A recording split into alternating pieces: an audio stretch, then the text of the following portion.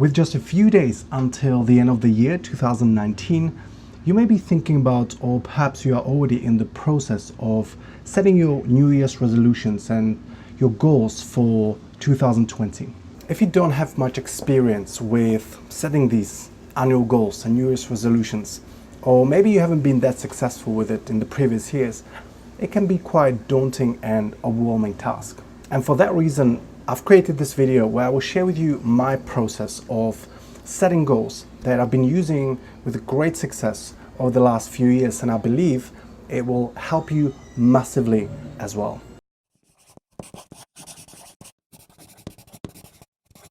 Hey, this is Tomas from okitsnotenough.com, helping you become the best version of yourself and create a more exciting and more fulfilling life.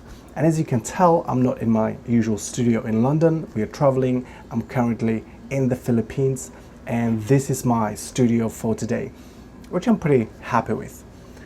And now, before we go into the whole goal setting process, if you get some value out of this video, give this thumbs up and press the subscribe button somewhere there in the red flowers. Now, if you don't set your goals correctly, if you don't have a good, reliable method to setting goals, this is what's going to happen. One, you're not going to accomplish as much as you possibly could. You will feel confused, overwhelmed, and possibly unmotivated. And this will probably result in you not achieving these goals, which is just demoralizing and will probably impact your self-confidence and maybe your willingness to try again. Now, the process that I will share with you is something that I've been using mostly for my annual goal setting, but to be honest, you can use it for setting any kind of goals.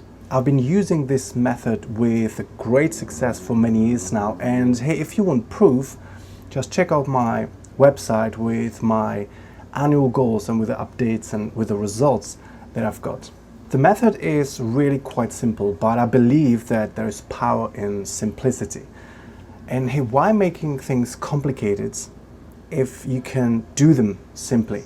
Life is complicated enough as it is. And now let's go into the actual goal setting process.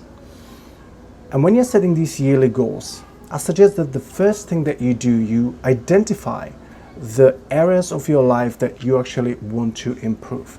It's better than deep diving into the actual goals and maybe setting random goals in different areas. I suggest that you keep it organized. So these areas, or I call them macro groups, it could be things like your career, could be your relationships, friendships, finances, health, fitness, personal development. It's totally up to you. It's good to just sit down for a moment and think, what areas of my life I would actually like to improve. Once you've identified these macro groups, you can start thinking about the actual goals. What things you'd like to accomplish, what specific improvements you'd like to make in every single one of these areas. And you can set several different goals for each of these areas. That's totally fine. And when you are setting your goals, I suggest that you follow the SMART goals method, where each letter of the word SMART refers to certain characteristic of the actual goal, and I'll walk you through it right now. S stands for specific. So make sure that your goal is clear and specific. Vague goals will get you vague results. So for example, saving up £10,000 is a good specific goal. Saving up a little bit of extra money, it's a vague goal. M stands for measurable goal. Always make sure that your goal is measurable and that you can track it on some numerical scale. Because if you cannot track the goal, you won't be able to clearly determine when you've reached the goal or not. With the previous example, you can tell exactly when you've saved up £10,000 or where are you on the journey. When your goal is saving up a little bit of extra money, you can't really tell whether you've reached the point that you had in mind or not, because it's just too vague and it's not really measurable. In addition to that, people often set goals based on feelings and emotions such as being happy. Whilst that's a great aim to be happy, as a goal it's not really good because there's no way of measuring emotions. A stands for actionable goal.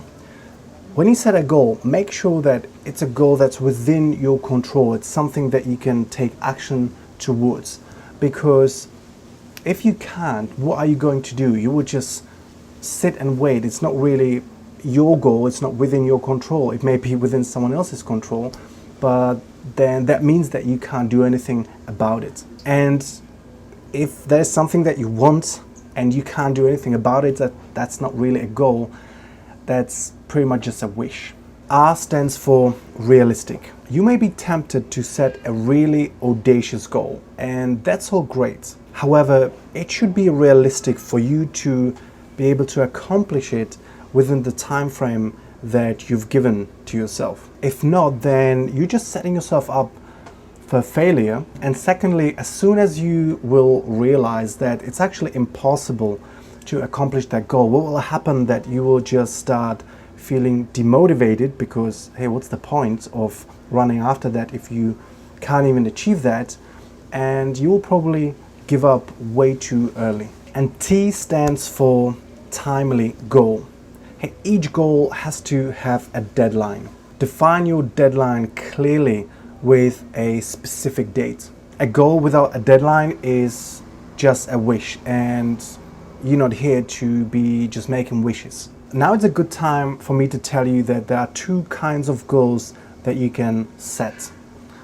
One is a result goal and another kind is a process goal. A results goal is a goal that is the actual outcome at the end, which may be, for example, that you weigh 75 kilos. A process goal is a goal of some activity that you want to sustain for some period of time, such as going to the gym 3 times a week for 6 months. The reason why I'm sharing this distinction with you is because many people just set results goals, and that's great, but every result goal should have at least one process goal assigned to it. I think of the results goal as the what I want to accomplish, and the process goals are the how I'm going to achieve it. So now when you set your goal or goals for each of your macro groups, it's time to set some fire under them, either to make these goals fly or to burn them. And I call this process finding your why. And it's as simple as taking each of these goals that you've set and thinking about, why did you set that goal? Why do you want to achieve it? Why is this goal important enough to pursue it for weeks and months? What kind of impact will this goal have if you achieve it? What kind of impact will it have on your life, on your personal life and professional life if you achieve this goal? And what kind of impact would it have on your personal and professional life if you don't even pursue this goal or if you don't achieve it? Write a few sentences or even paragraphs of your why for each of these goals. The more you feel it and the more emotional your why is, the better. Sometimes when you start thinking and writing about your why, you will actually realize that the goal is actually not that important. And if that happens to you, just scrap the goal altogether. Don't waste your time and energy pursuing something that is not important. You rather set some goal that is much more meaningful and much more exciting.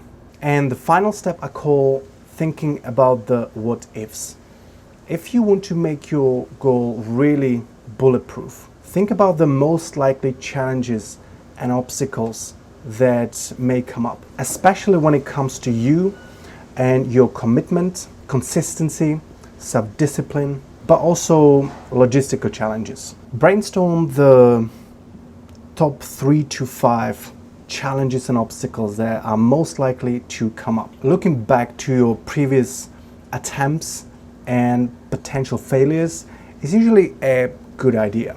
and think about what could you do to prevent these obstacles and challenges, or what would you do if they come up again. An example would be, let's say you set a goal that you want to be going to the gym 3 times a week, but from your previous attempts you know that you get bored of the same routine quite quickly, and that's what usually has you quit the gym after a couple of weeks or maybe a couple of months. In that case, if you know that this is what usually happens, think about how could you prevent that. So a solution could be to throw in a class every now and then to keep it exciting.